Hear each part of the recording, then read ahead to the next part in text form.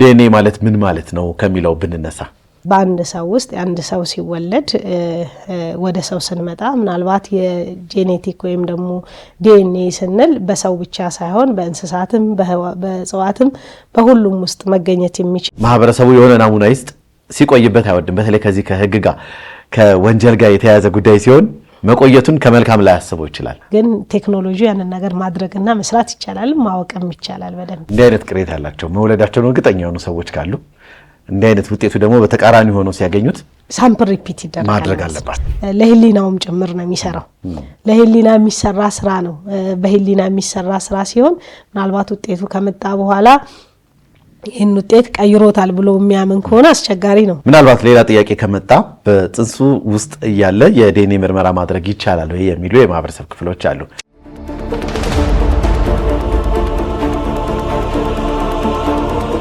ሰላም ጤና ይስጥልን ውድ የጤና ጥበብ ፕሮግራም ተከታታዮች፣ ዘውትር በዚህ ሰዓት ወደ እናንተ የሚቀርብላችሁ ሳምንታዊው የጤና ጥበብ ፕሮግራማችን ተጀምሯል። እንደምታውቁት ጤና ጥበብ ፕሮግራማችንን ሰላም ሄልዝ ኮንሰልተንሲ ከአባይ ቴሌቪዥን ጋር በጋራ በመሆን ወደ እናንተ የሚያቀርቡት ፕሮግራም ነው። በዚህ ፕሮግራም ላይም በጤናው ዘርፍ ላይ የተለያዩ ስራዎችን እየሰሩ የሚገኙ የጤና ባለሙያዎችን እንግዳ አድርገን በመጋበዝ ያላቸውን እውቀትና ክህሎት ወደ እናንተ የምናደርስበት ፕሮግራማችን ነው የጤና ጥበብ ፕሮግራማችን። ዛሬም እንደተለመደው አንድ እንግዳ ይዤላችሁ ቀርብ ያለው ከኛ ጋር ብትቆዩ እንግዲህ የተለያዩ ጉዳዮችን ማላችሁ መረጃም ታገኛላችሁ። የሳምንቱ የጤና ጥበብ ቪዲዮም በሰዓቱን ጠብቆ ወደ እናንተ የሚደርስ ነው የሚሆነው። እስከ ፕሮግራማችን ፍጻሜ አብራችሁን ቆዩ። ተመልሰናል ተመልካቾቻችን። የሳምንቱ የጤና ጥበብ ፕሮግራማችን ተጀምሯል። እንግዳችን እዚህ ስቱዲዮ ተገኝታለች። እንኳን ደህና መጣሽ። እንኳን ደህና ቆየኸኝ። አመሰግናለሁ። እግዚአብሔር ይመስገን ሁሉ አማን ሁሉ ሰላም። በአማሪፍ እንግዲህ ዛሬ እንግዲህ በተለይ የብዙዎች ጥያቄ በሆነው በዚህ በዲኤንኤ ዙሪያ ላይ የተለያዩ ጉዳዮችን ሙያዊ ማብራሪያዎችን እንድትሰጭን ስቱዲዮ ስንጋብዝሽ ጥሪያችንን ተቀብለን እዚህ በመገኘትሽ በተመልካቾቻችን ስም እጅግ አድርጌ አመሰግናለሁ። እኔም በጣም አመሰግናለሁ። እስቲ ከትውውቅ እንጀምርና ማንም በልሙያሽ ምንድነው ከየት ነው የመጣሽው የሚለውን ነገር እናንሳ። ስሜ ሚዛን ገብረ ዮሐንስ ይባላል። የላብራቶሪ ባለሙያ ነኝ። ከዛም አልፎ እንግዲህ በሎጂስቲክ ዙሪያ የላብራቶሪ የሰፕላይ ቼኑን እዛ ላይ የሎጂስቲክ ወይም ደግሞ የሎጂስቲሽያን ነኝ ማለት ነው። ስለዚህ በላብራቶሪው ዘርፍ በብዛት ረጅም ጊዜ ሆነ የሰራሁት በላብራቶሪ ባለሙያነት ነው ማለት ነው። የመጣሁት እንግዲህ ከቅዱስ ጳውሎስ ሆስፒታል ኢንተርፕራይዝ የአኩቴክ ዲያግኖስቲክ ሴንተር አዲስ እየተቋቋመ ያለው እንግዲህ የላብራቶሪን አብዛኛውን ችግር ይፈታል ብለን የታሰብንበት መንግስት ባስቀመጠው የፐብሊክ ፕራይቬት ፓርትነርሺፕ ጋር አንድ ላይ በጆይንት ቬንቸር የሚሰራበት ከረቲና ፋርማሲቲካል ጋር አንድ ላይ ሆኖ ከዛ የላብራቶሪውን አብዛኛውን የሎጂስቲክ ፓርት ነው የሚሰራው እና የመጣሁት ከአኩቴክ ዲያግኖስቲክ ሴንተር ነው ማለት ነው። በጣም አሪፍ። እንግዲህ በድጋሚ እዚህ ስቱዲዮ ተገኝተሽ ለጥያቄዎቻችን ሙያዊ ማብራሪያ ለመስጠት ስለተገኘሽ እጅግ አድርጌ አመሰግናለሁ ማለት ነው። በጣም አሪፍ። እንግዲህ ያው የብዙዎች ጥያቄ ነው ዛሬ እንግዲህ የምናነሳው። ብዙ ተመልካቾቻችንም በዚህ ጉዳይ ላይ ማብራሪያ እንድንሰጣቸው ጥያቄ ስለጠየቁን ነው ጉዳዩን ወደ እነሱ ዳግም ይዘን የተገኘ ነው ማለት ነው። በተለይ ደግሞ ከዚህ ከዘረመል ጋር ተያይዞ ሰዎች የተለያዩ ጉዳዮችን ያነሳሉ። ስለ ዲኤንኤም የሚያነሱት ጉዳይ ይኖራል እና በዛ ጉዳይ ላይ አንዳንድ ማህበረሰቡ የሚያነሳቸውን ጥያቄዎችም እንደገናም ደግሞ ሳይንሱ የት ድረስ ነው የደረሰበት ደረጃ ምንን ያመላክታሉ የሚለውን ሳይንሳዊ ትንታኔዎችም በተወሰነ መልኩ እናነሳለን ማለት ነው። ምናልባት ወደ ጥልቅ ሀሳባችን ከመግባታችን በፊት እንደው እንደመነሻ ዲኤንኤ ማለት ምን ማለት ነው ከሚለው ብንነሳ ጥሩ። ዲኤንኤ ማለት እንግዲህ በህይወት ያሉ ህዋሳት ወይም ሴሎች የጄኔቲክ ማቴሪያላቸውን የሚያጠና ወይም የጄኔቲክ ኢንፎርሜሽናቸውን በአንድ ሰው ውስጥ አንድ ሰው ሲወለድ ወደ ሰው ስንመጣ ምናልባት የጄኔቲክ ወይም ደግሞ ዲኤንኤ ስንል በሰው ብቻ ሳይሆን በእንስሳትም በእጽዋትም በሁሉም ውስጥ መገኘት የሚችል ወይም ደግሞ የሚገኝ አሁን ላይ በቴክኖሎጂ ባፈራው መንገድ ከዛ ጋም ተያይዞ የሚሰራበት በብዛት እንግዲህ የሀገራችን ላይ ያለው ሳይንስና ቴክኖሎጂ ምርምር እያካሄደበት ብዙ የሚሰራበት ስራ ነው ማለት ነው። እንግዲህ ከዲኤንኤ ወይም ደግሞ ከጄኔቲክ ማቴሪያሉን ከማጥናት አኳያ ማለት ነው። እንግዲህ ወደ ራሳችን ስንመጣ አንድ ሰው ሲፈጠር ወይም ደግሞ ሲወለድ የእናቱን 46 እንትኖች ይኖሩታል ጂኖች ይኖሩታል 23ቱን ከእናቱ ይወስድና 23ቱን ደግሞ ከአባቱ ይወስዳል ማለት ነው በዛ በጥምረት እኩል ይወስዳል ይሄ ማበላለጥ ምናምን የለምና ተፈጥሮ እኩል የምታደርጋቸው ነገሮች እሱን ነው እንግዲህ 23 ወስዶ የዛን ሰው ሴሎችን ፎርም በማድረግ ይሄዳል ማለት ነውና ከዛ ይጀምራል እንግዲህ ያ ጄኔቲክ ማቴሪያል ፎርም ሲደረግ ከሹገር እና ፎስፌት የሚመረት ነው ማለት ነው በዛ ነው የሚመረተው የዲኤንኤው ማቴሪያል ያንን እንግዲህ ለመምረት መሰረታዊ ነገሮች ይኖሩታል 4 መሰረታዊ ነገሮች ይኖሩታል አዲኒን ቲያሚን እና ሳይቶሲን ጓኒን ይኖራሉ አዲኒን እና ቲያሚን አንድ ላይ ፎርም የሚያደርጉ ይሆናሉ ሳይቶሲን እና ጓኒንም እንደዛው አንድ ላይ ፎርም አድርገው የሚሄዱ የሰውን ህዋሳት በደንብ አድርገን ልናጠና ምንችል አንዳንዴ ጥያቄዎች ሲኖሩ የአባትነት የቤተሰብ ሲኖር ያንን ለማረጋገጥ የምንጠቀምበት ጂን ነው ማለት ነው ወይም ደግሞ የጄኔቲክ ኢንፎርሜሽን የሚሰጠን ያቺ ፕሮቲን ትሆናለች ማለት ነው ከዲኤንኤው የምንወስዳት ኒውክለስ ላይ የምናገኛት ዲኤንኤ የምትባል ብዙ ነገሮችን የምትይዝ የሰዎችን የሰውነት ፎርም ሊያደርግልን የሚችል ሰው ሲፈጠር ከተለያዩ ህዋሳቶችን በጂን ወይም ደግሞ በዲኤንኤ አማካኝነት የሰውነታችን አካላቶች ፎርም እየተደረጉ ይሄዳሉ ማለት ነውና ዲኤንኤ ባጭሩ ከብዙ ሳይንሱ ትንሿችን ትመስላለች ማለት ነው በጣም አሪፍ እንደው ይሄንን እንደ መነሻ ካልሽን ዘንዳ ዲኤንኤ እንደ በዋናነት ሊሰሩባቸው የሚችሉ ሳይንሳዊ ምክንያቶች ምንድናቸው የሚለው ደግሞ ነው ዲኤንኤ እንግዲህ በብዙ መልኩ ሊሰራ ይችላል የመጀመሪያው ያነሳውልህ የአባትነት ወይም ደግሞ የእናትነት ምርመራ ማንነትን ለማወቅ የሚያስፈልጉ በአንዳንድ ምክንያቶች እንግዲህ እነዛ ማንነትን ለማወቅ በሚደረግ ጥረት ውስጥ የዲኤንኤ ምርመራ ሊደረግ ይችላል ቀጥሎም እንደገና ከህመም ጋር ተያይዞ ወይም ደግሞ አንዳንዴ የጂን ዲስኦርደሮች ሊኖሩ ይችላሉ አሁን ላይ በተለይ በብዛት በተሰራጨው ካንሰር ጋር ተያይዞ እነዛ አሁን ላይ እየተሰራበት ያለው የፓቶሎጂ ምርመራዎች ጋር ተያይዞ ከዲኤንኤ ሲኩዌንሲንግ ጋር ተያይዞ ብዙ ምርመራዎችን ሊካሄድ ይችላል የትኛው ጂን ጋር ነው ያለው ዲስኦርደሩ የመጣው የሚለውን ነገር በደንብ ሊያስኬድልን ይችላልና የጤናውን ዘርፍ በጥሩ መልኩ እየወሰደው ያለው የመጨረሻው እንግዲህ እየሄደ ያለው ጥሩ የሳይንስ ግኝት የተገኘበት ቴክኖሎጂ ነው ማለት ነውና በብዛት እንግዲህ እኛ እየተጠቀምንበት ያለው ከአባትነትና ከእናትነት ምርመራ ጋር ተያይዞ ይሄዳል ምናልባት አሁንም ላይ የዝንጀሮ ፈንጣጣ ተብሎ የተከሰተው ምርመራውን ወደ ውጪ ልከን አይደለም እየተሰራ ያለው የኢትዮጵያ ህብረተሰብ ጤና ኢንስቲትዩት ጋር ማሽኑ እሱ ጋር ተያይዞ የተሰራበት ነው ማለት ነው የትኛው ጂን ነው አገራችን ላይ ያለው የትኛው ነው የፈንጣጣው ሞምፒ ፖክሱ የትኛው ነው የሚለውን ነገር እየተሰራበት ጥሩ እየሄደበት ያለው ቴክኖሎጂ ነው ማለት ነውና በብዛት ግን ያው ሰው ጋር ያለው ኢንፎርሜሽን ከአባትነት ከእናትነት ጋር ከማንነትን ከማወቅ ጋር ተያይዞ እየተሰራበት በብዛት የሚታወቀው በዛ ስለሆነ እንጂ ከዛ ውጪ እንግዲህ ለፎረንሲክ ምርመራዎች ወንጀል በተሰሩበት ሰዓት ያን ወንጀል ማን ሰራው እንዴት ተሰራ የሚለውን ነገር እንግዲህ ያ ወንጀለኛው ወይም ደግሞ ተጠርጣሪው የሆኑ ነገሮችን በነካካበት ነገሮች ተወስዶ ናሙናዎቹ የሚሰራበት ነው ማለት ነውና ከዛ እንደገና ለእጽዋቶችም ለምርምርና ለቴክኖሎጂን ለማሳደግ የሚንሄድበት ይሆናል ማለት ነውና በብዛት ለሳይንስና ለቴክኖሎጂ ምርምር አገልግሎት ይሆናል በሽታዎችን ለመለየት የትኛው በሽታ ነው የትኛው ደግሞ ጂኑ መድኃኒት ኢቭን አሁን ላይ የደረስንበት ወይም ደግሞ እየሄደ ያለው ቴክኖሎጂው የትኛው መድኃኒት ብንሰጠው ውጤታማ ነው ወደሚለውም ጭምር ለፓቶሎጂ ምርመራም ጭምር የዲኤንኤውን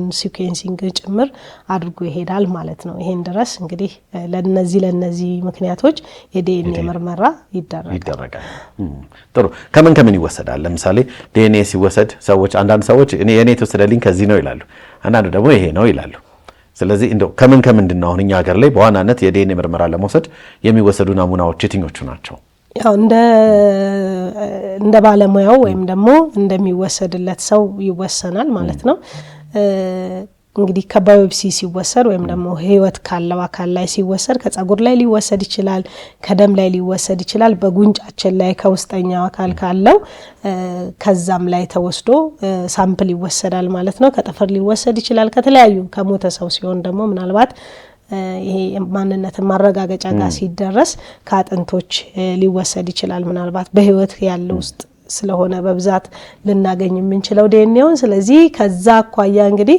የዲኤንኤ ምርመራ ከተለያዩ ነገሮች ይወሰዳሉ። በብዛት የተለመደው ከጸጉር እና ከጉንጭ ላይ ከሚወሰድ የሳላይቫ ወይም ደግሞ ቡካል ካቪቲ ውስጥ ያለውን ሳምፕል ይወሰዳል ማለት ነው። በብዛት እንግዲህ የተለመደው እሱ ነው። ከደምም ሊወሰድ ይችላል፣ ከጸጉርም እንደዚሁ። ከነዚህ ነገሮች ሳምፕሎች ይወሰዱና ምርመራው ይካሄዳል ማለት ነው። ውጤቱ ግን ዞሮ ውጤቱ ላይ የሚያመጣው ለውጥ አይኖርም። ከየትም ቢወሰድ የለም። ምንም አይነት ሰዎች የኔ እንዲሆነው እኮ ከዚህ ስለተወሰደ ነው፣ የከሌ ከዚህ ነው የተወሰደው፣ ትክክለኛነቱን የሚያሳየው ከደም የተወሰደው ነው የሚሉ አንዳንድ ሰዎች የሚያነሱት ኢሹ ስላለ ነው። እንደሱ አይነት የተለየ ነገር የለውም። እንግዲህ አንድ ዲኤንኤ ሲመረት አንድ ሰው ያንን ሰውነቱ ፎርም ሲያደርግ በዛ ዲኤንኤ አማካኝነት ስለሆነ የሁሉም የሰውነቱ ክፍሉ የሚሰራው በዛ ምክንያት ከጸጉሩም ውስጥ ያለው ዲኤንኤ ደም ውስጥም ያለው ዲኤንኤ ከጉንጭ የሚወሰደውም ሳምፕል ውስጥ ያለው ዲኤንኤ የዛን ሰውዬ ወይም ደግሞ የዛን ሰው ባህሪ የዛን ሰውዬ ጂኑን በደንብ አድርጎ ሊያሳይልን ስለሚችል የተለያየ ምርመራ የተለያየ ሳምፕል ሊወሰድ ይችላል፣ ግን የተለያየ ውጤት ሊመጣ አይችልም ማለት ነው። ከሳምፕሉ የተነሳ ከየት የሚወሰድ ውጤቱ ተመሳሳይ ነው። ውጤቱ ተመሳሳይ ነው። የዛን ሰው ማንነት የዛን ሰው የጄኔቲክ ኢንፎርሜሽኑን በደንብ አድርጎ ይሰጠናል ማለት ነው። በጣም አሪፍ። እንደው እንግዲህ በህይወት ከሌለ ከሞተ ሰው ቅድም ለማንሳት ሞክረሻልና አንዳንድ ጊዜ በፍርድ ቤት ትዕዛዝም በየው በምንም ያው ከሞተ ሰው ላይ የሚወሰድበት ናሙና የሚወሰድበት ፓርቲ ይኖራል። ምን ያህል ጊዜ ይቆይ? ለምሳሌ በምን ያህል ጊዜ ውስጥ ነው ያ ናሙና መወሰድ ያለበት የሚል ጥያቄ ማንሳታቸው አይቀርም ተመልካቾች። ረጅም ጊዜ እንግዲህ አንድ ሰው በህይወት ካለፈ በኋላ አውቶፕሲ እንለዋለን። ከዛ የሚወሰደውን ሳምፕል ከሌሎቹ ሳምፕሎች ላናገኛቸው እንችላለን፣ ግን ለተወሰኑ አመታት ድረስ የዲኤንኤውን ፎርም ማግኘት ስለምንችል የምናገኘው ግን በብዛት ከሌሎቹ አካላት ስለሚፈርሱ ያው ደምም ምንም ጸጉርም ለማግኘት አስቸጋሪ ስለሚሆን በዛ ሰዓት ላይ አጥንት ስለሆነ የምናገኘው ከተወሰነ አመት በኋላ ብናገኝ እስከ 5 እስከ 6 አመት ከዛም በላይ ቢሄድ ከአጥንቱ ላይ የሚገኝ ጂን ሊገኝ ይችላል። ምናልባት ዲቶሮሬት ሊያደርግ ይችላል። እንትኖች ያሉት ይሄ ሳምፕሎቹን የምንወስድበት ብዙ ሜቶዶች ይኖሩታልና ከዛ አንጻር ይሄዳል። ለረጅም ጊዜ ሄዶ ያንን ሳምፕል አግኝተን እንግዲህ ያቺ ሴንሲቲቭ ስለሆነች ኒውክለስ ውስጥ ስለሆነ የምናገኛት ከዛ አንጻር ለዛ ነው አጥንትም ቶሎ የመበስበስ እንትን ስለሌለው ከአጥንት ላይ የሚወሰደው ማለት ነው በህይወት ካለፈ ሰው ሲሆን። በጣም አሪፍ። ሌላው ከዚሁ ጋር በተያያዘ ምናልባት ውጤቱ ላይ እንግዲህ ብዙ ሰዎች ግራ ሲጋቡ ይታያል። በፐርሰንት ይነበባል። ይሄ ነው እንደዚህ ነው። ይሄም ትርጓሜው ላይ በጣም ብዙ ብዥታ አላቸው ሰዎችና እስቲ እንደው አንድ ሰው ዲኤንኤ ውጤት ተወሰደለት እንደው በተለይ ከዚህ ከአባትነት ከእናትነት ጋር የሚነሱ ወይም ጥያቄዎች ካሉ እሱን መሰረት አድርገን ፐርሰንቴጅ የተወሰነ ስጭና ያለው ፐርሰንቴጅ እናለው እሱ ላይ ትርጓሜው ላይ የሆነ ነገር በይንስቲ። የዲኤንኤ ምርመራ ሲደረግ እንግዲህ አብዛኛውን የዲኤንኤ ሜቶዶች አሏቸው የሚሰራበት ማለት ነው። በሪል ታይም ፒሲአር ሊሰራ ይችላል፣ በፒሲአር ሊሰራ ይችላል፣ በዲኤንኤ ሲኩዌንሲንግ ሊሰራ ይችላል። እንግዲህ እንደምንሰራበት ሜቶድ የሪዛልታችንም ያን ያህል ኢንተርፕሬቴሽኑ ይሄዳል ማለት ነው። ወይም ደግሞ የምናወጣው ሪዛልት በዛ ድረስ ይሄዳል ማለት ነው። እንግዲህ ባንዳንዱ ፖዚቲቭ ኔጌቲቭ ብለን ልንሰጥ እንችላለን፣ ሊወጣ ይችላል ውጤቱ በፖዚቲቭ በኔጌቲቭ ይመጣል። ያ ዲኤንኤው አለ ወይም የለም የሚለውን ነገር ይሰጠናል ማለት ነው። ወይም ደግሞ እንደዛም ሆኖ አንዳንዴ ኢንኮንክሉሲቭ የሚል ውጤትም ሊወጣ ይችላል። ያ ማለት ምንድነው እንግዲህ ያ ዲኤንኤ የማባዛቱን ሂደት ሄዶት ሳይጨርስ ሲቀር ኢንኮንክሉሲቭ የሆነ ሪዛልት ይሰጠናል ማለት ነው። ልክ እንደዚህ በሚሆንበት ሰዓት እንግዲህ የሚወሰደው ምንድነው ሁለተኛው እርምጃ ወደ ድጋሚ ቴስቲንግ እንሄዳለን ማለት ነው። ኢንኮንክሉሲቭ ውጤት ብለን ለሰዎቹ ልናሳውቃቸው እንችላለን ውጤቱን እየጠበቁ ስለሚሆኑ፣ ግን ድጋሚ ሌላ ሳምፕል ወስደን ወደዛ እንሄዳለን ማለት ነው። ሁለተኛው እሱ ነው። ሌላው እንግዲህ ሌላኛው ውጤት የሚመጣው በፐርሰንት የሚያስቀምጥልን ውጤት ይሆናል ማለት ነው። እንግዲህ በዛ ቦታ ላይ ኮምፓቲብል ብሎ ሲያወጣልን ፖዚቲቭ ኔጌቲቭ ይኖረናል፣ ኢንኮንክሉሲቭ ይኖረናል። ከዛ ኮምፓቲብል እና ኢንኮምፓቲብል የሚለውን ደግሞ ሪዛልት ይሰጠናል ማለት ነው። ያ ኮምፓቲብል ሪዛልት በሚሆንበት ሰዓት እንግዲህ አንድ ሰው ከዛኛው ሰው ዲኤንኤ ጋር ከአባቱ ጋር ወይም ከእናቱ ጋር የሚመጣው 99.9% ተአማኒነት ያለው ወይም ደግሞ ኮምፓቲብል የሆነ ሪዛልት ይሆናል ማለት ነው። እንደዚህ አብዛኛውን ተመሳሳይ ሲሆን የምናገኘው ሪዛልት ወደ 99.9% ተአማኒነት ያለው ውጤት ነው የሚለው ሪዛልት ይሰጠናል። ተአማኒነት ሳይኖረው ደግሞ 0% የሚል ሪዛልት ነው የሚሰጠን ማለት ነውና ያን ያህል አኩሬት የሆነ ሪዛልት የምናገኝበት ያው ዲኤንኤም ስለሆነ ቴክኖሎጂውም ከፍ ያለ ስለሆነ በዛ ያህል ኢንተርናሽናሊ አክሰፕተብል የሆነ ሪዛልት ይሰጠናል ማለት ነው። ስለዚህ የምናገኘው ሪዛልቶች እነዚህን ይመስላሉ። 99.9% ኮምፓቲብል የሆነ ወይም ደግሞ 0% ኢንኮምፓቲብል የሆነ ሪዛልት ይሰጠናል ማለት ነው። 99.9 ከሆነ ኦሬዲ ግንኙነት ያው የአባትነት ወይም እናትነት ምርመራው ትክክል ነው የሚል ነገር አለው። ስለዚህ ያ ነው ያንን ነገር ሊሰጠን ይችላል። ኢንኬዝ ምናልባት እንዳነሳው ቅሬታ አይ ይሄ ነገር ልክ አይደለም ወደሚለው ሊመጣ ይችላል ያ ሰው። እንግዲህ እንደሱ አይነት ነገሮች በሚመጡበት ሰዓት አንዳንዴ ኢራን ሊፈጠር ይችላል እንጂ የእንትኑ የቴክኖሎጂው የ0.01% ነው አለመሆን ቻንሱ ማለት ነው። ያ ማለት ደግሞ በጣም አጣራጣሪ የሚሆነው ውጤት ያን ያህል የለውም ማለት ነው። ስለዚህ ምንድነው እንደዚህ ተጠራጠረው ምናምን በሚሄዱበት ሰዓት ምን አይነት ነገሮች አሉት? አንዳንዴ ፕሪ አናሊቲካል ላይ ላብራቶሪ ላይ የ70% ኢረር ፕሪ አናሊቲካል ላይ ነው። ሳምፕል ሲወሰድ ሌብሊንግ ላይ እንደሱ አይነት ነገሮች ሚስ ሌብሊንግ በሚኖርበት ሰዓት እንግዲህ እንደሱ የሌላ ሰው ጋር ሳምፕል ኢንኬዝ ከተቀያየረ እንደሱ አይነት ቻንሶች ሊኖሩ ይችላሉ። ተቀያየረብኝ የሚል ግን ድጋሚ ወስዶ ናሙናዎች በብዛት አሁን እንደዚህ አይነት ላብራቶሪዎች ላይ ናሙናዎቹ በብዛት ይቀመጡና ከዛ ወደሚቀጥለው እስቲ ድጋሚ ይሰራልኝ የሚለውንም ነገር ሊሰራ ይችላል። ሚስ ሌብሊንጉ ጋር ከመጣ ግን ድጋሚ ሌላ ሳምፕል ወስዶ ሁለተኛ ማሰራት ይቻላል ማለት ነው። ምናልባት ግን በብዛት እንትን ያልተባለ ይሄ ጥናት በደንብ ሊካሄድበት የሚችለውን ነገር ኬሚሪዝም የምትባል አንድ ሁኔታዎች አሉ። እነዚህ ነገሮች በሚፈጠሩት ምናልባት መንትያ ሆኖ በሚፈጠሩበት ሰዓት እነዛ መንታ ሆኖ የሚፈጠሩ ልጆች በፕላሴንታው አማካኝነት ከናትየው ምግብን ነው የሚወስዱትና ደም ነው ፍሎ የሚያደርገው። ያ በሚሆንበት ሰዓት ምናልባት አንዳንዴ ትክክል ባልሆነ መልኩ ከአንደኛው መንታ ወደ አንደኛው መንታ የጂን ወይም ደግሞ የዲኤንኤ ሼር የማድረግ ሁኔታዎች ይፈጠራሉ። እነዛ ዲኤንኤ ሼር በሚደረግበት ሰዓት ያ ህፃን የወንድሙን ወይም ደግሞ የመንትያውን ዲኤንኤ ሼር አድርጎ ያንን ሼር ሲደረግ እነዛ በዲኤንኤ አማካኝነት ስለሆነ ሴሎቻችን ፎርም የሚደረጉት ምናልባት ከጉንጭ ከተወሰደ ሳምፕሉ ከዛ ያቺ ጉንጭ ያለችው ከወንድምየው የተወሰደው ያቺ ዲኤንኤ ልትሆን ስለምትችል ከአባትየው ጋር ተመሳሳይ ጂን ወይም ደግሞ ተመሳሳይ ዲኤንኤ ላይኖራቸው ስለሚችል ፎልስ ሪዛልት ነው። አባትየው ራሱም ሊሆን ይችላል ግን አባት አይደለም የሚል ነገር ሊመጣ ይችላል። ያ እንግዲህ ትልቅ ውዝግብ ሊፈጥር ይችላል ማለት ነው። በቤተሰብ መሃል አባት ነው፣ ትክክለኛ አባት ነው። ግን ምናልባት ያ ከህፃኑ ጋር የተወሰደው የዲኤንኤ ፎርም የተደረገበት ወይ የፀጉር ጋር የሚሆን ወይም ደግሞ ከጉንጭ በምንወስድበት ሰዓት እንደሱ አይነት ነገር ሊመጣ ይችላል።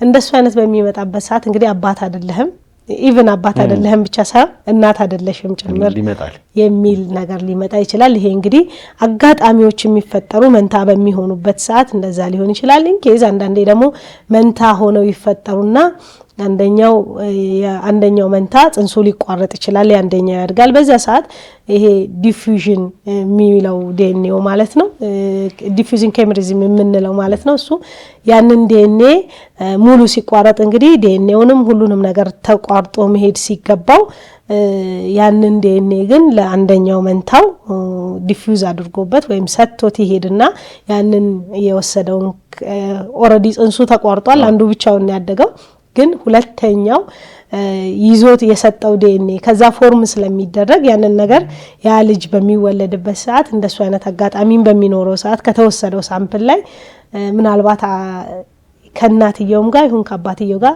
የማይመሳሰል ዲኤንኤ ሊኖራቸው ይችላል ምናልባት እንዲህ በሚሆንበት ሰዓት ሌሎች ጄኔቲክ ስተዲዎችን ማጥናት ከሌላ ኦርጋን መውሰድ ወይም ደግሞ ለምሳሌ የተወሰደበትን ሳምፕል ቦታ መቀየር እሱ ሊያስኬድ ይችላልና እንደሱ አይነት ነገሮች በብዛት ስላልተለመዱ ሳምፕል ተቀይሮብኝ ነው አይ አሰራራቸው ልክ አይደለም ወደሚለው ሰው ይመጣል ማለት ነው ሌላ ትልቅ ክራይሲስም ይፈጥራል ውዝግብም ይፈጥራል ማለት ነው ለምን እናት ልጅ መሆኑን ያወቀች እንደወለደችው ልጅሽ አይደለም ሲባል ወይም ደግሞ የጂን የዲኤንኤ ያለመመሳሰል ሲኖር አባቱ ማን እንደሆነ ያወቀች የሱ አይደለም ሲባል ትልቅ ውዝግብም ይፈጥራልና ያንን ነገር ሲሆን ስቲል ቴክኖሎጂው አለ ወደ ሌላ ጂን ስተዲ ወይም ደግሞ ጄኔቲክ ስተዲዎችም መሄድ ወይም ደግሞ ሳምፕል ናሙና የተወሰደበትን ቀይሮ ማሰራት እንደዚህ አይነት አጋጣሚዎች በተለይ መንታ በሚፈጠሩበት ሰዓትና ወይም መንታ ተፈጥሮ አንደኛው ጽንሱ በሚቋረጥበት ሰዓት እንዲህ አይነት ነገሮች ይፈጠራሉና እንዲህ አይነት በሚሆንበት ሰዓት ደግሞ ወደ ጂን ስተዲ ወይም ደግሞ ጄኔቲክ ስተዲ መሄድ ይቻላል ማለት ነው ቴክኖሎጂው ጤናው እንግዲህ ጥበብም ስለሆነ በደንብ አድርጎ ማስኬድ ይቻላል ማለት ነው ሌሎች አማራጮች አሉት በጣም አሪፍ ከዚህ ከጂን ጋር በተያያዘ እንግዲህ ቅድም ያልሻቸው ሂደቶች ይኖራሉ ዲኤንኤ ምርመራ ከሰጡ በኋላ ናሙና ከሰጡ በኋላ የሚቆይበት የራሱ የሆነ ጊዜ ሂደት ይኖራል በተለይ ቅድም ለሌሎች ምርመራዎችም ያው ቶሎ መድረስ እንዳለበት ቢታመንም በተለይ ከዚህ ከእናትነት ከአባትነት ጋር ተያይዘው የሚሰጡ ናሙናዎች እስኪደርሱ ድረስ ጭንቀት ነው በጣም ሰዎቹ ላይና ቶሎ ለምን አይደርስም የሚል የተደጋጋሚ ጥያቄዎችን ያነሳሉ ሂደቱ የምርመራ ሂደቱ በላቦራቶሪ ውስጥ ምንድነው የሚደረገው ሂደቱ ምን ይመስላል የሚለው እንድትነግሪንና እንደው ኦን አቨሬጅ ምን ያህል ጊዜ ነው የሚፈጨው የሚለው ነገር ነው ጥሩ እንግዲህ ከላቦራቶሪው ሂደት ጋር ተያይዞ ሳምፕል ኮሌክት ከተደረገ በኋላ ብዙ ሂደቶች አሉት እንግዲህ ጂኑን ወይም ደግሞ ዲኤንኤውን ኤክስትራክት ማድረግ ይኖራል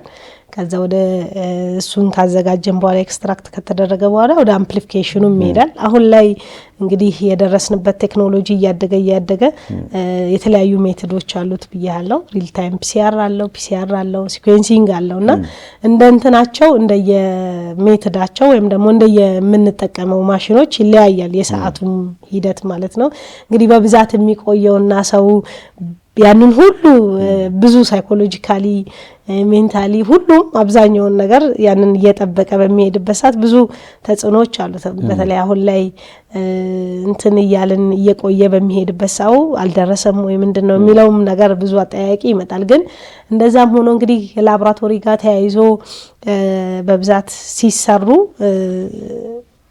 በብዛት የሚቆዩበት አንዳንዱ አጋጣሚ ትንሽ ሳምፕሎች ሲሰሩ በብዛት ስለሆነ ሊሰራ የሚችለውና የሚሰራው ብዙ ሳምፕል ሲሰራና ትንሽ ሳምፕል ሲሰራ እኩል አይሆንምና የሚወስደው የሬጀንቶቹን የኬሚካሎቹን ማለት ነው የሬጀንት የምንጠቀምበት ማለት ነው ስለዚህ እንደዛ በሚሆንበት ሰዓት ናሙናዎች እስኪሰበሰቡ ናሙናዎች እስኪመጡ ድረስ ይቆያል ማለት ነው ከዛ ውጪ ግን እንደዛ ሆኖ ከ1 እስከ 3 ቀን ድረስ አካባቢ ነው ሊወስድ የሚችለው እንደ ሜቶዳቸው ይለያያል እንደምንሰራበት በሪል ታይም ሲሆን በፒሲአር ሲሆን እንደገና በሲኩዌንሲንግ ሲሆን ያን ያህል ከ3 ቀን በላይ የማይፈጅ ይሄዳል ማለት ነው እንደ ምርመራው ክብደት ይወስናል አንዳንዴ ኢንኮንክሉሲቭ ሲሆን ድጋሚም ስለምንመጣ ያንን በሚወስድበት ሰዓት ያንን ሊሄድ ይችላል ከኢንተርፕሪቴሽኑ ጋር ምናምን ግን በ24 ሰዓት ውስጥ የመድረስም ቻንስ አለው እንደ ናሙናችን እንዳለን ናሙና ወይም ደግሞ እንደሰበሰብነው ናሙናዎች አብዛኛውን 1 2 ምናምን ይሆኑና እነዛ ናሙናዎች አንድ ላይ እስኪመጡ የራሱ የሚሄድበት ሂደቶችና ዌስቴጆች ስለሚኖሩ አንድ ላይ ናሙና ተሰብስቦም ስለሚሰራ በዛ ልክ ሪዛልቱ ሊቆይ ይችላል ማለት ነው ከዛ ውጪ ግን ናሙና በሚኖርበት ሰዓት በ24 ሰዓት ውስጥ ማክሲመም በ72 ሰዓት ሪዛልቱ ሊደርስ ይችላል ማለት ነው በጣም አሪፍ አሁን ደግሞ እስቲ እንደው ወደ ሰው ማህበረሰቡ ወደሚያነሳቸው የተለያዩ ጥያቄዎች እንለፍ። ከዚህ ጋር በተያያዘ ቀደም እንግዲህ አንዳንዴ ውጤት ሲቆይ ሰው የሚያስበው የራሱ የሆነ ግምት አለ። ቀደም እንዳልሽው ምን ያህል ጊዜ እንደሚቆይ መጀመሪያ አለመንገራችን ሊሆን ይችላል። ምርመራው በምን አይነት ሂደት ውስጥ አልፎ ውጤቱ እንዲደርስ እንደሚችልም መረጃው ካለመኖር አንፃር ሊሆን ይችላልና ማህበረሰቡ የሆነ ናሙና ይስጥ ሲቆይበት አይወድም። በተለይ ከዚህ ከህግ ጋር ከወንጀል ጋር የተያያዘ ጉዳይ ሲሆን መቆየቱን ከመልካም ላይ ያስበው ይችላል። ብዙ በጀርባ የሚሰሩ ስራዎች አሉ ብሎ ሊያስብ ይችላልና አንዱ የሚያነሱት ከዚህ ከዲኤንኤ ጋር በተያያዘ በተለይ ከእናትነት ከአባትነት ጋር የሚነሱ ጥያቄዎች ላይ ውጤቱ እስኪመጣ ድረስ መጠበቁ እንዳለ ሆኖ የታማኝነት ጉዳዮችን ብዙዎች ሲያነሱ ይስተዋላል። እንደው ዲኤንኤ ውጤት ይቀየራል ወይ? የዲኤንኤ ውጤት የማይቀየርበት ምክንያት ምን አለ ይሉሻል ሰዎች። እንዴ አይደለም አንቺ ከማን አንፃር ማስረዳት ይኖራል ሲጠይቁሽ፣ ያን ብታስረጅም ብዙ ጊዜ አንዳንድ ሰዎች አይረዱትም ወይም ደግሞ ተቀብለው ልክ ነው ውጤቱ አይቀየርም ሰው አይደል እንደሚሰራው የሚል ሐሳብ የሚያነሱበት ሁኔታ አለ። ይሄን እንዴት ታያዋለሽ? ጥሩ ምንድነው ውጤቶች ሊቀየሩ ይችላሉ የሚለውን ነገር እንግዲህ አንዳንዴ በሰው ውስጥ የሚፈጠሩ ከውጤቱ አለማመን ጋር የሚመጣ እንደዛ አይነት ነገሮች ሊፈጠሩ ይችላሉ። እንዳነሳውልህ በሆኑ ምክንያቶች ፕሪአናሊቲካል ላይ በሚፈጠሩ ስህተቶች ውጤት ሊቀየር ይችላል። የአንደኛውን ሰው ሌብል ሲደረግ ለምሳሌ ደረጃን ወደ ሚዛን ከተወሰደ እንደሱ አድርጎ ውጤት የመቀየር ወይም ደግሞ ያ ውጤት ትክክለኛ ወደማይሆን ሊመጣ ይችላል። ይሄ እንግዲህ ፕሪአናሊቲካል ላይ ልንቀይረው የምንችለው ወይም ደግሞ ልናስወግደው የምንችለው ኢረር ነው ማለት ነው። በእንደሱ አይነት ምክንያቶች ውጤት ተቀይሮ ሊሄድ ይችላል። ግን እንደነገርኩህ ድጋሚ ውጤቱን የማሰራት ምናልባት ጊዜ ይወስዳል። ከዛ እንደገና እንዳብራራሁልህ ኬምሪዝም በሚለው ሁኔታ ውጤት የተሳሳተ ውጤት ሊመስላቸው ይችላል። የዲኤንኤውን ከዛኛው ከተወሰደው በኬምሪዝም ሁኔታ በሚፈጠሩ ክስተቶች ያ ህፃን የአብንተ ልጅ አይደለም ወይም ደግሞ ያንቺ ልጅ አይደለም የሚል ውጤት ሲመጣ አይ ውጤት ተቀይሮብኝ ነው የሚል ኮምፕሌኖች ይመጣሉ ማለት ነው። ከዛ አንፃር እንግዲህ ውጤት ተቀይሮብኛል ያለው ከጀርባ ውጤት ተቀይሯል የሚለው ነገር ሰዎች ላይ እምነት የማጣት ነገሮች ይኖራሉ ከእንደዚህ አይነት ሁኔታዎች ማለት ነው። ከዛ ውጪ ግን እንግዲህ አንድ ሰው ጤና ባለሙያ ሆኖ ሲሰራ ለህሊናውም ጭምር ነው የሚሰራው። ለህሊና የሚሰራ ስራ ነው። በህሊና የሚሰራ ስራ ሲሆን ምናልባት ውጤቱ ከመጣ በኋላ ይህን ውጤት ቀይሮታል ብሎ የሚያምን ከሆነ አስቸጋሪ ነው። አንድ አብሮህ የሚመጣ የተጋጨኸው ሰው ቢመጣ ጤና ላይ አይ አልሰራልህም ወይም ደግሞ ውጤትን አበላሻለሁ ብለህ የማትለው በቀል የሌለበት ስራ ቢኖር የጤና ስራ ነው በህሊና የሚሰራውና እንደሱ አይነት ነገሮች ኮምፕሌን ይመጣሉ በብዛት። ግን እንዲህ የሚመጣው ሁለተኛውን በኬምሪዝም ሁኔታ ሊመጣ ይችላል። ከዛ እንደገና ደግሞ በሳምፕል የዚህ ሚስሌብሊንግም ሊመጣ ስለሚችል ወደ ሁለተኛው ሂደት ተሂዶ ማሰራት ይችላል ሊፈጠር ይችላል። ያው ሰው ስለሆነ የሚሰራው እንደዚህ አይነት የሂውማን ኢረሮች ሊፈጠሩ በሚችሉበት ሰዓት ግን ኦፕሽን ስላለው ወደ ሁለተኛው ኦፕሽን ሄዶ ሁለተኛው እነዚህ ጄኔቲክ ስተዲ የሚያስፈልጋቸው ከሆነ ወደ ጄኔቲክ ስተዲ መሄድ ይችላል። አይ ሪፒት ይደረግልኝ ቢባልም ኮምፕሌንት ተደርጎ አይ እኔ ትክክለኛ እናት ነኝ ይሄን ማረጋገጫ አለኝ ምን የወለድኩት ልጅ ከኔ ውጪ ምንም ማረጋገጫ አይኖረውምና እኔ ትክክለኛ እናቱ ሆኜ ለብዙ ነገሮች ስለሚያስፈልግ ዲኤንኤ ማለት ነው። ስለዚህ እኔ እናት ሆኜ ሲሄድ እዛ ጋር ያለውን ኢረር መቀልበስም ወይም ደግሞ ድጋሚ ተሰርቶ ሪፒት ተደርጎ መሄድ ይቻላል ማለት ነው። ሊኖሩ ይችላሉ ሊፈጠሩ ይችላሉ በሂውማን ኢረር ማለት ነው። ከዛ ውጪ ግን ከማሽኑ ጋር ተያይዞ ቴክኖሎጂው የሚጠቀመው ዓለም የደረሰበት ከፍ ያለ ቴክኖሎጂ ስለሆነ እዛ ቴክኖሎጂ ላይ ብዙም ቅሬታም ወይም ደግሞ አለመተማመን አይኖርም ማለት ነው። ስለዚህ እንዲህ አይነት ቅሬታ ያላቸው መውለዳቸውን እርግጠኛ የሆኑ ሰዎች ካሉ እንዲህ አይነት ውጤቱ ደግሞ በተቃራኒ ሆኖ ሲያገኙት ሳምፕል ሪፒት ይደረጋል ማድረግ አለባቸው። ሳምፕል ሪፒት ይደረጋል። እንደገና ደግሞ ጄኔቲክ ስተዲዎችን ለማስኬድ ይኖርብናል ማለት ነው። ምናልባት ጊዜ ይወስዳል። እንደገና ደግሞ ኮስቲም ሊሆን ይችላል የጄኔቲክ ስተዲዎችን ማሰራት። ግን ኮስቲም ቢሆን ያው የመጨረሻው ሪያሊቲው ማወቅ ስለሆነ እስከ መጨረሻው ድረስ መሄድ ይቻላል እና ኢቭን ቅድም እንዳልኩ በኬምሪዝም የመጣ አይ ኖ አይደለም የሚለውም ወይም ደግሞ ያ ኮምፓቲብል አይደለም የሚለውንም ሪዛልት ለማወቅ ከሌላ ናሙና ለምሳሌ ከጸጉር ከተወሰደ ከደም ላይ ከጉንጭ ላይ በመውሰድ ሁለተኛ ምርመራ ማድረግ ይቻላል ማለት ነው። አሁን ካልሻቸው ኤረሮች በተጨማሪ ምናልባት የዲኤንኤ ውጤት ላይ ተጽዕኖ ሊፈጥሩ ይችላሉ፣ ስህተት ሊፈጠሩ ይችላሉ የምንልባቸው የተለያዩ ምክንያቶችን ማንሳት እንችላለን? ይቻላል። አሁን ለምሳሌ በምንወስድበት ሰዓት የምንጠቀመው የሬጀንቶች ወይም ደግሞ የምንጠቀማቸው ማቴሪያሎች አሉ። እነሱ ዲቶሮሬት በሚያደርጉበት ሰዓት፣ ኤክስፓየር በሚያደርጉበት ሰዓት ጥንቃቄ ይፈልጋሉ። በጣም እጅግ በጣም ጥንቃቄ ይፈልጋል ዲኤንኤ ሲሰራ ማለት ነው። ስለዚህ ባዮሴፍቲ ካቢኔት ውስጥ ተደርጎ ነው የሚሰራው። እነዛ ሰዎች አይታቸው ከሆነ ማስክ አድርገው በደንብ ጋውን ተደርጎ ነው እና ያለ ምንድን ነው ሳምፕሉን ፕሮቴክት ከማድረግ አንጻር ነው። የሌላ ጂን ተወስዶ ለምሳሌ ባዮሴፍቲ ካቢኔት ውስጥ ተኩኖ የሚሰራው የኔ ትንፋሽ ወይም ደግሞ የኔ ያለውን ነገር ከውጪ ሌላው ነገር እንትን እንዳያደርገው ዲስተርብ እንዳያደርገው እና የሌላውን ጂን ሲኩዌንስ እንዳናደርግ ወይም ደግሞ የሌላውን ሲኩዌንስ እያደረግን ሄደን ፎልስ ሪዛልት እንዳንሰጣቸው ይሄዳል እና ከእንደዚህ አይነት ነገሮቹ እነዚህ ዲኤንኤዎቹ ራሱ ኤክስትራክት ሲደረግ ዲቶሮሬት ካደረገ ያም ያልሆነ ሪዛልት ሊያመጣ ይችላል እና በጣም በጥንቃቄ በጣም ሲሪየስ በሆነ ሁኔታ ነው የሚሰራው። ከዛ ውስጥ እንግዲህ አንዳንዴ ኔግሊጀንት ከመሆን አንጻር የመጣ እንደሱ አይነት ነገሮች ሊፈጠሩ ይችላሉ። ለምሳሌ አንድ ሰው ዲኤንኤ ማሰራት እፈልጋለሁ ቢል ሄዶ ማሰራት ይችላል? ማሰራት ይችላል። ያው ከምን አንጻር ነው የሚያሰራው የሚለውን ነገር ይፈልጋል። እንዳልኩ ልጄ ነው ወይስ አይደለም የሚለውን ውስጡ ያለውን ጥርጣሬ ለማጽራት ማሰራት ይችላል። ያንን ነገር ሲሰራ ግን ያው ለተሰራለት አካል በስነ ስርዓት በራሱ በእጁ ሪዛልቱ ይሰጠዋል ማለት ነው እንጂ ማሰራት ይቻላል። መብቱ ነው። ይቻላል። በጣም አሪፍ። ሌላው ከዚህ ጋር በተያያዘ ከዲኤንኤው ምርመራ ጋር በተያያዘ እኛ ሀገር ላይ ያለው ነባራዊ ሁኔታ ምን ይመስላል? እንደው ማንሳት ከተቻለ የቴቴስ ነው ዲኤንኤ አሁን የሚሰራው? ምክንያቱም ብዙ ቦታ ላይ ይሰራል የሚል የማህበረሰብ ክፍል የለም። ጥቂት ቦታ እንደሚሰራ ነው ሰው የሚያውቀውና ያስ የቴት ነው የሚሰራው? ከዛ በተጨማሪ ደግሞ እኛ ሀገር ላይ አሁን በፊት ዲኤንኤ እንግዲህ ከኢትዮጵያ ውጭ የሚላክበት ሁኔታ ነበር የነበረው አይደለ? እዛ ሄዳል፣ ረጅም ጊዜ ነው ቆይቶ የሚመጣው ምናምን። አሁን እነዛ ነገሮች ተቀልብሰው ያው ሀገራችን ላይም ጥሩ ስራዎች እየተሰሩ ነው የሚገኙ። ይሄን አስመልክቶ እስቲ እንደው ተጨማሪ ነገር ስጭን። ጥሩ እንግዲህ ላቦራቶሪ ላይ ከአንዱ ምርመራ ውስጥ የዲኤንኤ ምርመራ ነው። ብዙ ከሚሰጡ ላቦራቶሪ ውስጥ እንደ ሀገራችን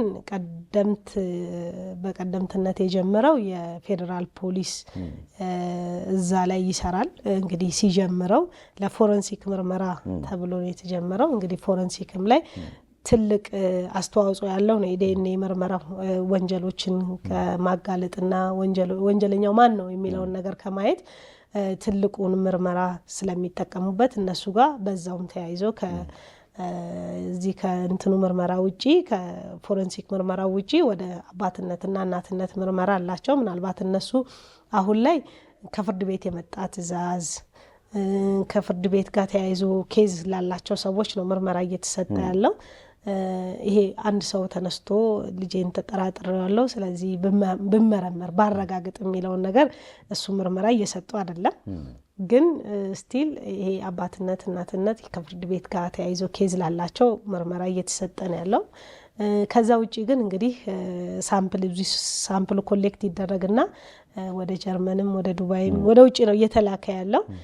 ምናልባት ግን በቀጣይ ቅዱስ ጳውሎስ የያዘው በኢንተርፕራይዙ ስር ያለው አድቫንስድ ላቦራቶሪው የዲኤንኤ ምርመራ የማድረግ አንዱ ትልቁ ግብ ወይም ደግሞ የያዘው ላቦራቶሪ ነው ማለት ነው። እንግዲህ ማንም ሰው መጥቶ ያን ምርመራ ማድረግ እችላለሁ ወይም ደግሞ ፈልጋለሁ ሲል ያንን ነገር ማድረግ ይችላል። እንግዲህ እንዲህ አይነት ምርመራዎች ማሽኖቹ አሉ በብዛት ሀገር ውስጥ ኢፒኤችአይ ላይ ወይም የህብረተሰብ ጤና ኢንስቲትዩት ላይ ሁለት ያውም ኔክስት ጀነሬሽን ሲኩዌንሲንግ ማሽን አላቸው።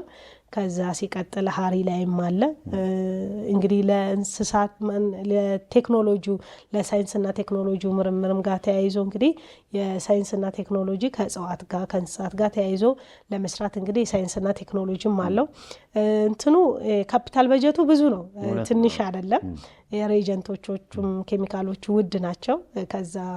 ከዛ በተጨማሪ ብዙ ይሄ ፋሲሊቲውም ስታሟላው ትንሽ ሲሪየስ የሆነ ስራ ስለሆነ በደንብ የተሟላ ፋሲሊቲ ይፈልጋል። ከዛ አንጻር እንግዲህ በብዛት የለም፣ ግን ስቲል በደንብ ሚኒስትሪው በደንብ ሊሄድበት የሚችለው በደንብ ይሰራበታል ብዬ የማስበው አንዱ የሲኩዌንሲንግ ዲኤንኤ ጋር ተያይዞ ማሽኖቹ አሉን እጃችን ላይ። ስለዚህ እነዛን ይሄድበታል ብዬ ተስፋ አረጋለሁ። በተለይ ውጪ ላይ ሳምፕል ከመላክ ብዙ እንትኖች አሉት፣ ብዙ ችግሮች አሉት። ሳምፕሎች ውጪ ሲሄዱ ሳምፕሎች ሊጠፉ ይችላሉ፣ ሳምፕሎች ዲተሮሬት ሊያደርጉ ይችላሉ። በዛ ላይ መዘግየቶች አሉት። እነዛ መዘግየቶች በሚኖሩበት ሰዓት የሚያመጣው ሰውየው ላይ ተጽዕኖ ኢኮኖሚካሊም ሳይኮሎጂካሊም በጣም ከፍተኛ ስለሆነ እንግዲህ በቀጣይ ሚኒስትሪ በደንብ ይሰራበታል። እነዚህ ፖሊሲ ሜከሮች እነዚህ በደንብ አድርገው ይሰሩበታል ብዬ የማስበው ነው። አቅሙ ግን ስቲል ሲሰራ በደንብ መስራት የሚችሉ ፒኤችዲ ድረስ የተማሩ ባለሙያዎች አሉ እንደ ሀገር። በደንብ ተደርጎ ይሰጣል ትምህርቱ። ግን እየተሰጠ ያለው ትምህርት ስቲል ወደ መሬት ተወርዶበት እየተሰራ አይደለምና በቀጣይ በሳምንት ውስጥ 1 ወር 2 ወር የሚዘገየው የዲኤንኤ ምርመራ በሳምንት ውስጥ ሲያልፍ ደግሞ በ3 ቀን ውስጥ ሪዛልት የምናገኝበት ሪዛልት የምናወጥበት ደረጃ እንደርሳለን በቅርቡ ብዬ ተስፋ አረጋለሁ። በተለይ የቅዱስ ጳውሎስ ሆስፒታል የኢንተርፕራይዙ ላብ ሲጀምር ናሙናዎች የዚህ የዲኤንኤ ምርመራዎች ለእንትን ብቻ ሳይሆን ለአባትነት ለእናትነት ብቻ ሳይሆን ቴክኖሎጂው የደረሰው ምንድነው ያ ካንሰር ምንድነው እነዚህ የጂን ሙቴሽን ሲኖሩ ምንድናቸው ከምን የመጣ ነው ያ ጂን ዲስኦርደር የሚለውንም ነገር ለፓቶሎጂ ምርመራ ጭምር የሚያገለግል ዲኤንኤው ምርመራ እንዳልኩ በብዛት መሰጠት የሚችልበት ካፓሲቲው አለን። እኛ ሀገር ላይ የተማረ የሰው ኃይልም አለ፣ ማሽኖቹም አሉ በደንብ። እዚህ ያለው እንግዲህ በደንብ አድርጎ ወደ ስራው መግባትና እንዴት አድርጎ እነዛ ላይ ያሉ ችግሮችን የመፍታት ሂደት ነው እንጂ የሚቀረው። ከዛ ውጪ ግን በደንብ የተጠናከረ የሰው ኃይልም ማሽኖቹም በደንብ ስላሉ እነዛን አቀናጅቶ መሄድ ብቻ ነው የሚሆነው ማለት ነው። ስለዚህ የትኛውም የዲኤንኤ ሳምፕል ብቻ ሳይሆን የትኛውም የላቦራቶሪ ሳምፕል እኛ ሀገር ውስጥ የመስራት አክሰሱም ማሽኖቹም በደንብ የተማረ የሰው ኃይልም ስላለ የትኛውም የላቦራቶሪ ናሙና እንግዲህ ከሀገር ውስጥ እንዳይወጣና በሀገር ውስጥ እንዲሰራ እንዲደረግ እንግዲህ ትልቁን ድርሻ ያለው የጤና ሚኒስቴር በደንብ ይሰራበታል ብዬ አስባለሁ። አሁን ላይ በተለይ ከዲያግኖስቲክ ሮድ ማፑ ጋር ተያይዞም አሁን ቅርብ ጊዜ ያስመረቀው የዲያግኖስቲክ ሮድ ማፕ አለ። እሱ ጋር ተያይዞ እንግዲህ ሜዲሲን ኒውክሊየር ሜዲሲን ጋር ተያይዞ በደንብ ሊሰራበት እያሰበ ስለሆነ በደንብ አድርጎ ይሰራበታል። የትኛውም ሳምፕል ከሀገራችን ሳይወጣ አጭር ቲኤቲ ኖሮት የሚደርስበት የተራናንድ ታይሙ አጭር ሆኖ ይሄዳል ብዬ ተስፋ አረጋለሁ። እንግዲህ በደንብ ሀገራችን እየሄደችበት ያለችውም ጉዞ ጥሩ ስለሆነ በዛ ጋር ተያይዞ እንግዲህ እነዚህ ነገሮች ሰው ጋር ያለውን ኮምፕሌን የሚቆይበትን የሚሄድበትን ነገሮች ይቀርፋል ብዬ ተስፋ አረጋለሁ። ጥሩ።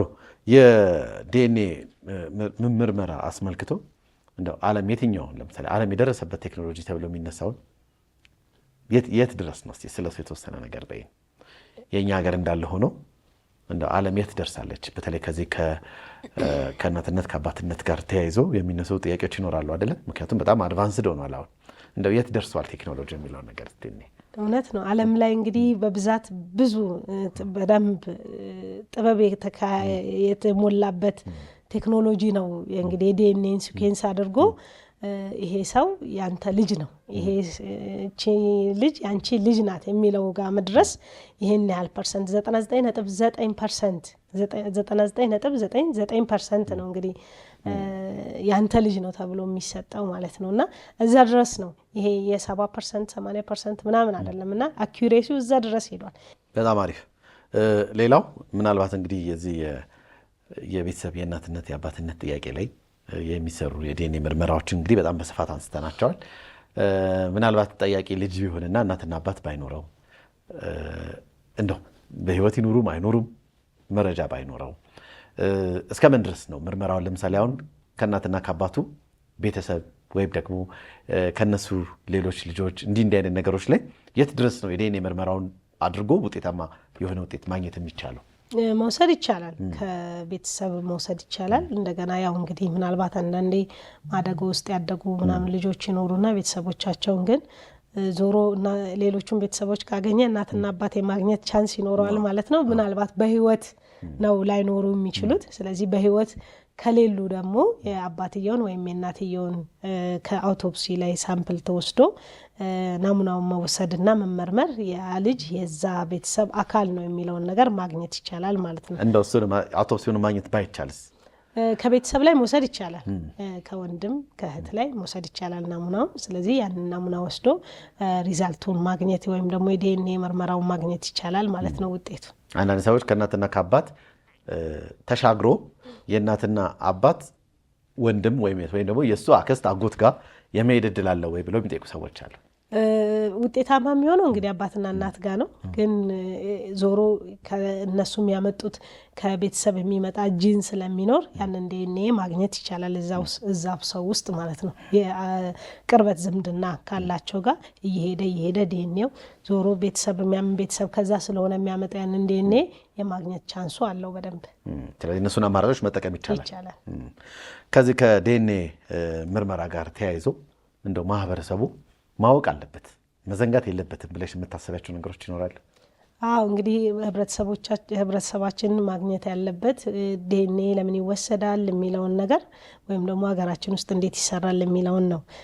አሁን ላይ እንግዲህ በብዛት እንዳልኩ በፎረንሲክ ምርመራ ፌዴራል ፖሊስ ነው እየተሰራ ያለው። በቀጣይ እንግዲህ ባልኩ ተቋማት ማሽኖቹ ስላሉ እዛ ላይ ማሰራት ይችላል። ኢንኬዝ ግን ምናልባት ስቲል አሁንም እንዲያውቅ የምፈልገው ህብረተሰቡ አባት አይደለህም ወይም እናት አይደለህም የሚለውን ነገር ካለፈ እና ያ ሪዛልት ኢንኮምፓተብል ከመጣ ወይም ደግሞ ኔጌቲቭ ከመጣ ቀጣይ የጄኔቲክ ስተዲዎች ስላሉ ያንን ጄኔቲክ ስተዲ ቢያካሄድና የመጨረሻውን የቴክኖሎጂ ተጠቅሞ ጊዜ ሊወስድ ይችላል እንዳልኩ ያንን ጄኔቲክ ስተዲም ሌላ አማራጭ ስላለ ያንን አማራጭ መጠቀም የሚችሉበት ቴክኖሎጂውም ሳይንሱም አለ ማለት ነው። እና ይህንን ቢያውቁት መልካም ነው። አንዲት ሴት እርጉዝ በእርግዝና ጊዜዋ ውስጥ ያለው ጽንስ ያው እንግዲህ ስንናገር ያው የሰው ሀሳብ ነው የምንናገረው እንጂ እንደው ህብረተሰቡ ላይ ሌላ ጫና ለመፍጠር አስበን እንዳልሆነ ያው ተመልካቾች መረዳት መቻል አለባቸው። ጽንስ ውስጥ ሆኖ እናት አርግዛ ምናልባት ሌላ ጥያቄ ከመጣ በጽንሱ ውስጥ እያለ የዲኤንኤ ምርመራ ማድረግ ይቻላል ወይ የሚሉ የማህበረሰብ ክፍሎች አሉ። እንደ አንዳንድ ቴክኖሎጂዎችን አገራችን ላይ እያየን ነው። ገና ልጁ ምንድን ነው ለምን ፈጠነ እንዴት ያ ነገር ጥያቄ መጣ የሚለውን እሱ ለማህበረሰቡ እንተዋለን። ለጠያቂው አካል እንተውና ያን የማድረግ አቅም አለን ወይ? አዎ ያው እንግዲህ ብዙ አድቫንስድ የሆነ ቴክኖሎጂ ይፈልጋል።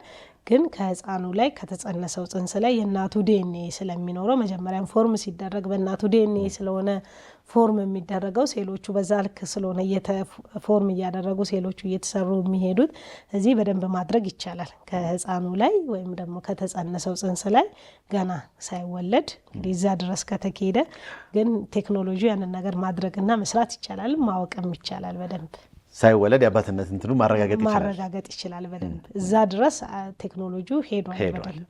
እኛ ጋር ላይ ያለ መሰራት ይችላል። ባለሙያዎቹ እንደነገርኩ ያው ፒኤችዲ ድረስ ሲሄዱ ባለሙያዎች አሉን። እንግዲህ አንዳንድ ኢንፍራስትራክቸሮች አንዳንድ የማኔጅመንት ችግር ካልሆነ በስተቀር ያንን ነገር መስራት የሚችሉ አቅም ያላቸው ሳይንሱ ጥናትና ምርምር የሚያካሂዱ ትልልቅ ባለሙያዎች ስላሉ እነዛ ባለሙያዎች ያንን ነገር በደንብ መስራት ይችላል።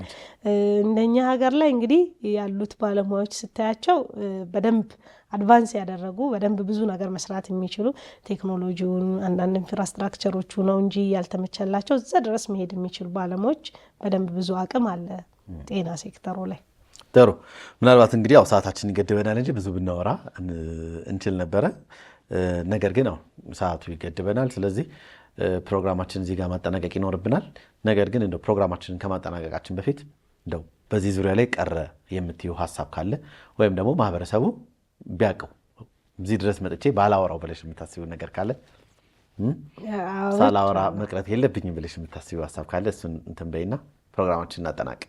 ጥሩ ነው። እንግዲህ ይሄ ከማንነት ጥያቄ ጋር ተያይዞ የዲኤንኤ ምርመራ በሚደረግበት ሰዓት እንዳነሳሁት አንዱ ቦታ ላይ ሰው እንትን እንዳያደርግና ተስፋ ቆርጦ እንዳይቀርና ሌሎች አማራጮች እንዳሉት ድጋሚ መመርመር እንደሚችል ይቆማል። በዛ ቅድም ባነሳኋቸው ሀሳቦች ተያይዞ በቃ ይሄ ነገር ተዋሽቻለሁ ወይም ልክ አይደለም የሚለው ነገር እዛ ጋር በጣም ኮምፕሌን ይቀርባልና ያ ነገር ከሚሆን ሌላ አድቫንስድ የሆኑ ቴክኖሎጂዎች ስላሉ ወደ ጂን ወይም ወደ ጄኔቲክ ስተዲዎቹ መሄድ ይቻላል። እሱ ነው እንግዲህ ምናልባት ይሄ ዓለም የደረሰበትን ቴክኖሎጂ እኛ ሀገር ላይ ያለውን እንደ ሚኒስትሪ ያን ነገር ወስዶበት በደንብ እንዲሄድና የትኛውም ሳምፕል ከሀገራችን ባይወጣ ለጤናውም ለህብረተሰቡም ካለው ከሳይኮሎጂካሊም ከፋይናንሻሊም ጋር ተያይዞ ብዙ ስራ ስለሚሰራ ከዛ ውጭም እንግዲህ ይህን ነገር ማስጀመር መቻላችን ለሌላው ምርመራ